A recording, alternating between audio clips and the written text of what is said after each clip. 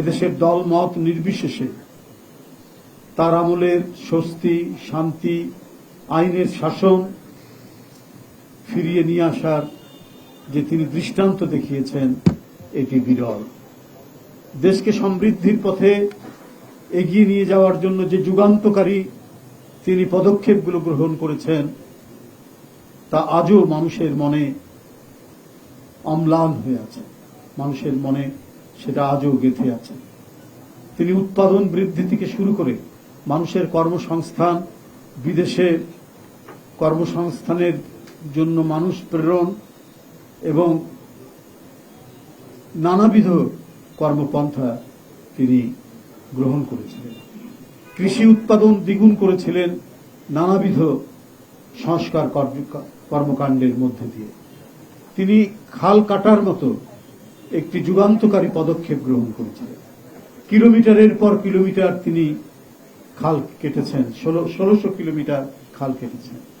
কারণ আপনারা জানেন যে অভিন্ন নদীর পানির বন্ধ করে দেওয়ার একটা প্রক্রিয়া চলছিল এবং সবচাইতে বড় নদী পদ্মা নদীর অদূরে, মাত্র পদ্মার যে আমাদের বাংলাদেশের যে সীমানা তার থেকে 17-18 কিলোমিটার দূরে ফারাক্কা বাঁধ দিয়ে আমাদের প্রমত্তা পদ্মা, আমাদের কীর্তিনাশা পদ্মা, সেটাকে একেবারেই শুকনো বালির একটি ক্ষেত্র হিসেবে পরিণত করা হয়। জিয়াউর রহমান শুধু দেশীয় উন্নয়ন এবং উৎপাদনের দিকেই শুধু মনোযোগ দেননি, তিনি দেশীয় স্বাধীনতা এবং সার্বভৌমত্বকেও শক্তিশালী করেছেন নানা পদক্ষেপের মধ্যে।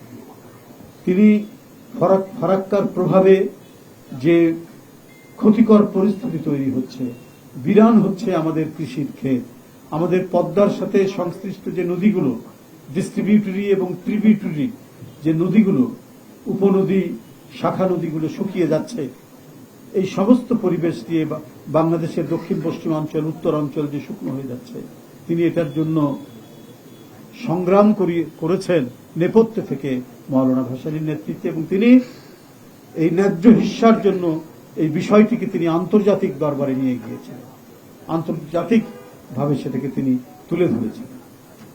এই ঘটনার মধ্যে দিয়ে জিয়াউর রহমানের যে দেশপ্রেম, তার যে জাতীয়তাবাদী চেতনা, এটি জনগণের কাছে এক অভূতপূর্ব প্রেরণার সৃষ্টি করেছিল।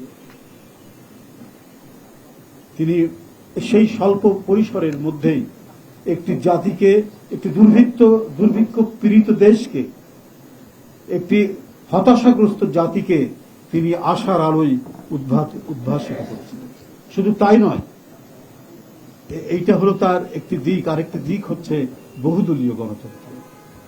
যে গণতন্ত্রকে ধারালো তরবারির মধ্যে দিয়ে 75-এর 25শে জানুয়ারি হত্যা করা হয়েছিল, তৎকালীন আওয়ামী লীগ সরকার করে বাকশাল গঠন করেছিল, সেই মৃত গণতন্ত্রকে পুনরুজ্জীবিত করলেন জিয়াউর রহমান। বহুদলীয় গণতন্ত্র তিনি সৃষ্টি করলেন। অনেক দল রাজনৈতিক কর্মকাণ্ড শুরু করল, প্রত্যেকে স্বাধীনভাবে কথা বলা শুরু করল। তাই এই মহান মানুষটির যে অবদান, এই অবদান আজ ভুলে যাওয়ার নয়। তার পথ ধরেই তার সহধর্মিণী দেশনেত্রী বেগম খালেদা জিয়া বারবার গণতন্ত্রের জন্য লড়েছেন এবং গণতন্ত্র ফিরিয়ে নিয়ে এসেছেন। অবিরাম এবং নিরবচ্ছিন্ন তার সংগ্রামে তিনি ব্যক্তিগতভাবে তিনি নিপীড়নের শিকার হয়েছেন, নির্যাতিত হয়েছেন। এরশাদের আমলে তাকে কারাগারে তাকে গ্রেপ্তার করা হয়েছিল, তাকে গৃহবন্দী করা হয়েছে বারবার, কিন্তু গণতন্ত্রের প্রশ্নে তিনি নিরাপোষ থেকেছেন, আপোষহীন থেকেছেন, তাকে বিন্দুমাত্র বিচলিত করতে পারে। শেখ হাসিনার এই 17 বছরের ভয়ঙ্কর বিষাক্ত ছোবলে বারবার তাকে আক্রান্ত করা হয়েছে, একটা ভাঙা জর্জর কারাগারের মধ্যে বন্দী করে রাখা হয়েছে, অথচ ন্যূনতম ফ্র্যাকশন অফ মিলিমিটার তাকে তার আদর্শ থেকে, তার সত্যের পথ থেকে তাকে সরানো যায়নি। এই দুই মহান নেতার পথ ধরেই তার জ্যেষ্ঠ পুত্র আজকে গণতান্ত্রিক সংগ্রামে অবতীর্ণ হন 2018 সাল থেকে। গোটা জাতিকে তিনি নেতৃত্ব দিয়েছেন, দলকে নেতৃত্ব দিয়েছেন সঠিক পথে এবং তিনি বিজয় নিয়ে আসতে সক্ষম হয়েছেন। বন্ধুরা আমার, এই বিজয় শুধু নিয়ে আসা নয়, তিনি কি করতে চান, বিএনপি ক্ষমতায় আসলে কি কি করা উচিত, জনকল্যাণে কি কি ভূমিকা রাখা উচিত, সেটি তিনি আগেই তিনি বলেছেন। তার অঙ্গীকারগুলো প্রকাশ্যে জনগণের মধ্যে বলেছেন। রাষ্ট্র ক্ষমতায় এসেছেন বিপুল ভোটের ব্যবধানে, রাজনৈতিক প্রতিপক্ষের সাথে ব্যবধানে, এবং নিরঙ্কুশ বিজয় অর্জন করে ক্ষমতায় এসে যেদিন থেকে তিনি সরকার গঠন করেছেন সেদিন থেকেই অঙ্গীকার পূরণে এক অনবদ্য ভূমিকা তিনি পালন করছেন। আপনারা মিডিয়ার যারা মানুষ তারা দেখেছেন কিভাবে একের পর এক তিনি তার কর্মসূচি বাস্তবায়নের জন্য বাংলাদেশের বিভিন্ন অঞ্চলে ছুটে যাচ্ছেন।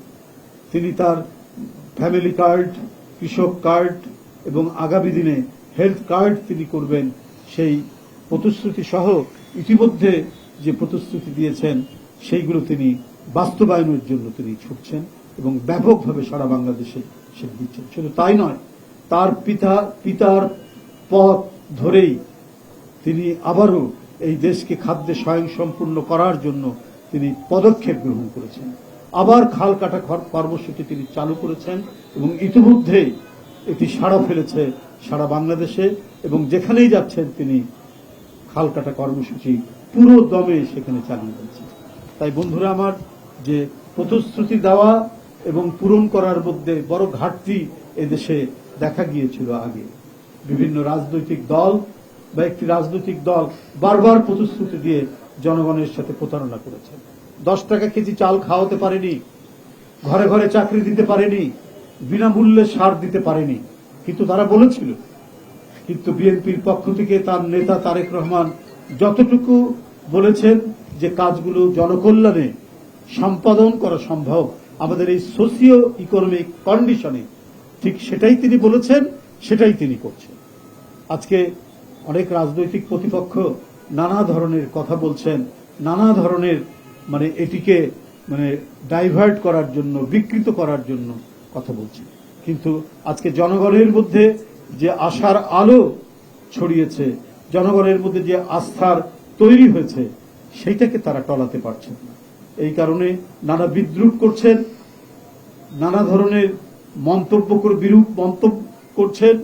কিন্তু যখন দেখছেন তাদের এই মন্তব্যে বাতাসে ভেসে যাওয়ার আগেই প্রতিশ্রুতি পালনে জনাব তারেক রহমান যেভাবে ছুটছেন, সেই ছোটাটা তাদের মন্তব্যের অনেক দ্রুত গতিতে সেটা ছুটে যাচ্ছে, তার কাজগুলো হয়ে যাচ্ছে।